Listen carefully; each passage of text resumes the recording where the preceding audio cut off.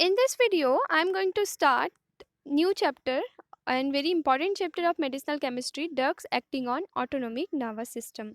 इस चैप्टर में सबसे पहला टॉपिक हम जो समझेंगे वो है एड्रीनर्जिक न्यूरोट्रांसमीटर।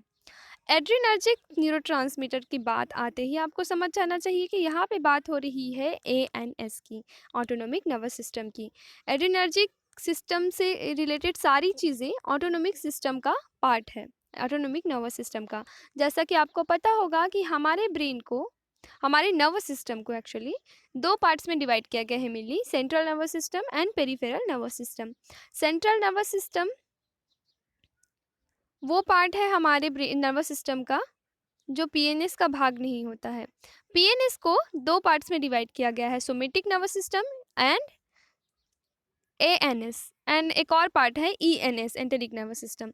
तो एएनएस जो है ऑटोनोमिक नर्वस सिस्टम है उसका पूरा नाम, and that controls and regulates the internal organs without any conscious recognition by the organism. मतलब व्यक्ति के जाने बिना वह बॉडी को कंट्रोल करता है। जैसे कि आपको अगर गर्म पानी में हाथ रख दिया तो आपको आपके दिमाग को पता चलने से पहले ही आप वहाँ से हाथ हटा लेते हैं। तो ये एएनएस का एक कमाल है। एएनएस की कारण एक रिफ्लेक्स एक्टिविटी होती है। तो इस तरह से ऑटोनोमिक नर्वस सिस्टम उन चीज़ों को कंट्रोल करता है जो हमारी कॉन्शियस कंट्रोल से बाहर है। जैसे आप खाना खा रहे हैं, उसका डाइजेशन हो रहा है, आपका हार्ट बीट कर रहा है, तो वो सब ऑटोनोमिक प्रोसेस है, इनवॉलेंट्री प्रोसेस है। It supplies all visceral organs, जितने भी विसरल ऑर्गन्स हैं, gastrointestinal tract, lungs, cardiovascular system, जितने भी सर्कुलेटरी सिस्टम हैं, सब विसरल ऑर्गन्स को सप्लाई एएनएस से मिलता है, ऑटोनोमिक नर्वस सिस्टम से मिलता है। क्योंकि अगर एएनएस इसका कंट्रोल ना करे तो हमें और अगर ये काम सीएनएस को दे दिया जाए तो हमें अपनी धड़कन को चलाने के लिए काफ़ी ज़्यादा एनर्जी यूटिलाइज करनी पड़ेगी, काफ़ी ज़्यादा हमारा ब्रेन थक जाएगा। इसीलिए ये काम एएनएस को दिया गया है ताकि आप हमारे जाने बिना उन सारी चीज़ों को कंट्रोल कर सकें। क्योंकि अगर हम केवल अपनी इंटरनल ऑर्गन्स को चलाने के लिए काम करते रहें तो हम बाहरी चीज़ों को कैसे समझेंगे, बाहरी चीज़ों में फोकस कैसे करेंगे, है ना? The autonomic nervous system controls all involuntary actions and helps to maintain the constancy of the internal environment. Of course हमारा इंटरनल और इन्वायरमेंट जब तक बेटर नहीं होगा, अच्छे से काम नहीं करेगा, तब तक हम एक्सटर्नली कोई काम अच्छे से नहीं कर पाएंगे। इसलिए एएनएस ऑटोनोमिक नर्वस सिस्टम की एक्टिविटी बहुत ही इंपॉर्टेंट है। इसकी मेंटेनेंस से ही हमारी बॉडी मेंटेन रह पाती है। It provides a homeostasis for the regulation of all metabolic changes in the body. In the brain hypothalamus controls and coordinates autonomic nervous system. Hypothalamus हमारे ब्रेन का एक हिस्सा है जो कि ऑटोनोमिक नर्वस सिस्टम की एक्टिविटी को कंट्रोल करता है। ऑटोनोमिक नर्वस सिस्टम हमारी बॉडी को पूरा कंट्रोल करता है, हमारे इंटरनल एनवायरनमेंट को, और उस ऑटोनोमिक सिस्टम का कंट्रोल सेंटर कहाँ पे है? हमारे हाइपोथैलेमस के पास। ANS is also known as visceral or involuntary nervous system because it control all involuntary action and visceral organs activity. It works through nerves, ganglia and plexus and regulates functions which are not in conscious control. तो nerves, ganglia, plexus ये सारे autonomic nervous system को चलाने में मदद करते हैं, इस नर्वस सिस्टम के पार्ट्स हैं। ऑटोनोमिक नर्वस सिस्टम में मेनली दो डिविजन्स होते हैं, parasympathetic and sympathetic nervous system. So both these nervous system have opposite action. Okay, the sympathetic nervous system has a catabolic effect, like increase in blood pressure, a contraction of arteries, relaxation of bronchial muscles. Catabolic effect मतलब कि catabolism में जैसे energy produce होती है ना, energy generate होती है, कुछ ऐसा ही, मतलब ऐसी एक्टिविटीज़ जिनमें एनर्जी का यूटिलाइजेशन नहीं होता, तो ऐसी एक्टिविटी जैसे रिलैक्सेशन में, रिलैक्सेशन का प्रोसेस ऑटोमेटिक होता है ब्रोंकियल मसल्स का, आपको पता होगा। तो इस तरह से जो सिंपैथेटिक नर्वस सिस्टम है वो कैटाबोलिक इफेक्ट्स को इंक्रीज करता है, बढ़ाता है, ब्लड प्रेशर को बढ़ाता है, रिलैक्सेशन को बढ़ाता है, मसल्स के एंड कॉन्ट्रैक्शन ऑफ आर्टरीज को बढ़ाता है।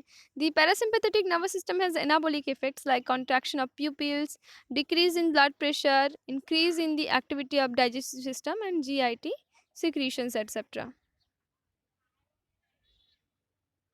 So drugs acting on autonomic nervous system are divided into two groups. ठीक है, यहीं से आप, ये बेस है, इसको ध्यान में रखिएगा। इसके बाद इस पे पूरा पूरा चैप्टर बनेगा आगे।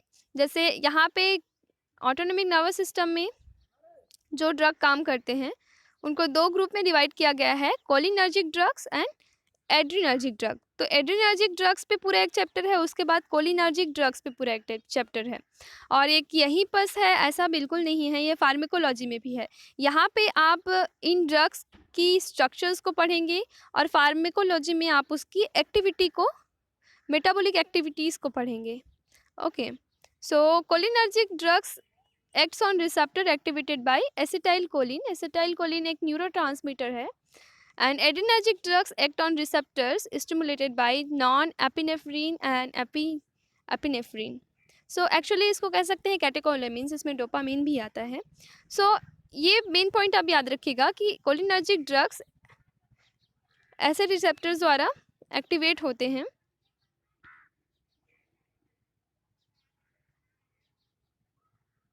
जो एसिटाइलकोलिन के द्वारा एक्टिवेट होते हैं, ऐसे रिसेप्टर्स पर काम करते हैं जो एसिटाइलकोलिन के द्वारा एक्टिवेट होते हैं। और एड्रेनर्जिक ड्रग्स ऐसे रिसेप्टर्स पे काम करते हैं जो कैटेकोलेमिन्स के द्वारा स्टिमुलेट होते हैं।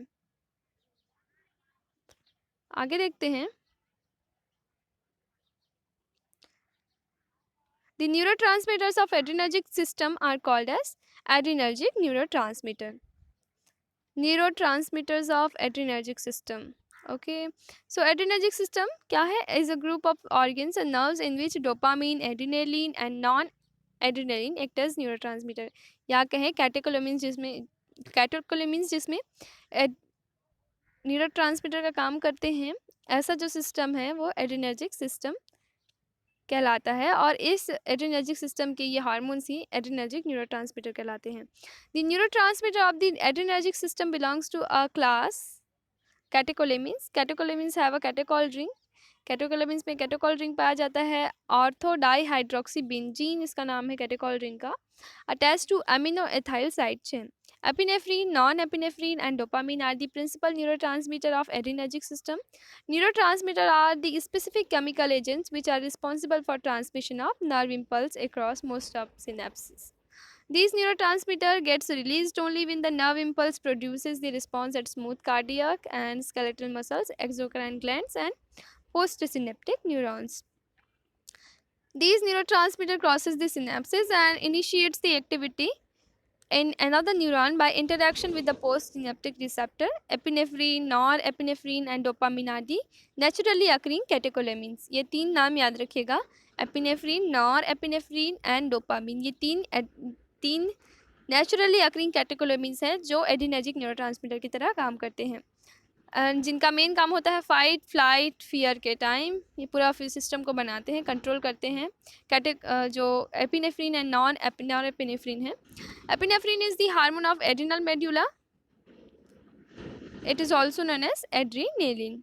और नॉन एपिनेफ्रीन को नॉर एड्रीनेलिन।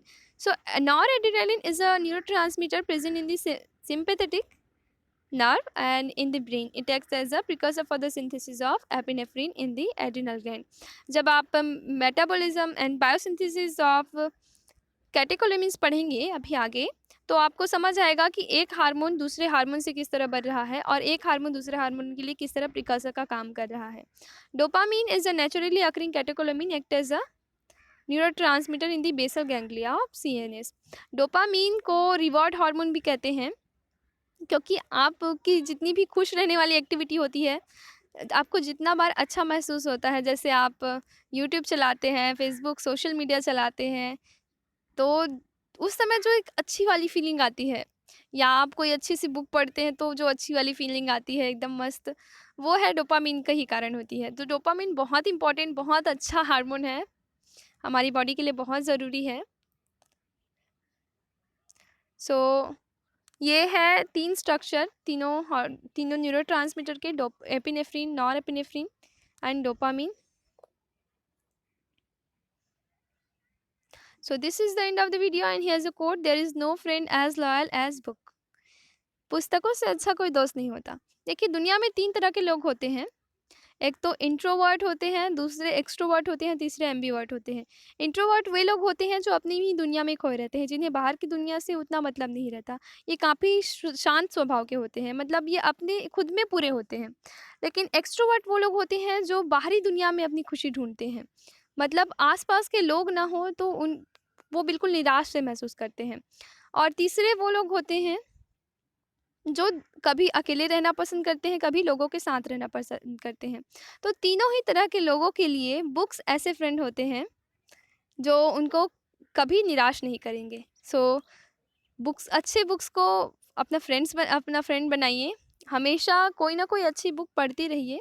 वैसे हर बुक अच्छी होती है, तो बस पढ़ते रहिए, आगे बढ़ते रहिए। Thank you so much. Like, share and subscribe to my channel.